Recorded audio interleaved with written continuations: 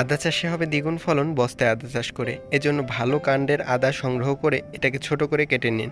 এবার একটি পাত্র নিয়ে পাত্রে কিছু পরিমাণ বালু নিয়ে নিন এবং এই বালুর মধ্যে এই কাটা কাণ্ডগুলোকে সুন্দরভাবে বসিয়ে দিন। এভাবে বসানো হয়ে গেলে এর উপর একটি ঢাকনা দিয়ে দিন। এবার কিছুদিন অপেক্ষা করুন। 15 দিনের মধ্যে দেখতে পাবেন এই কাণ্ডগুলো থেকে ঠিক এরকম ছোট ছোট কুশি ছাড়তে শুরু করেছে। এবার কি করবেন, এগুলোকে সুন্দরভাবে ধুয়ে নিন। এবার একটি বস্তা নিয়ে নিন এবং বস্তার মধ্যে জৈব সার সমৃদ্ধ মাটি নিয়ে নিন। বস্তার 4 ভাগের 1 ভাগ মাটি দিয়ে পূর্ণ করুন। এবার একটু গর্ত করে এই কাণ্ডগুলোকে বুনে দিতে হবে। এভাবে প্রত্যেকটি কাণ্ড বুনে দেবেন। এবার বুনে দেওয়ার 60 দিন পরে দেখতে পাবেন সুস্থ সবল গাছ তৈরি হয়েছে। এবার যা করবেন, এতে মাটি, কিছু পরিমাণ বালু এবং কিছু পরিমাণ ছাই নিয়ে একটি মিক্সার তৈরি করে ফেলুন। এবার এটি গাছের গোড়ায় দিয়ে দিতে হবে। এবার গাছের গোড়া দেওয়া হয়ে গেলে পানি দিয়ে দেবেন। এবার 120 দিন পর যদি লক্ষ্য করেন গাছগুলো বড় হয়েছে এবং এভাবে কেটে দেবেন, একে পেলাই তোলা বলা হয়। এবার কিছুদিনের মধ্যে এরকম গাছগুলো থেকে আদা সংগ্রহ করুন।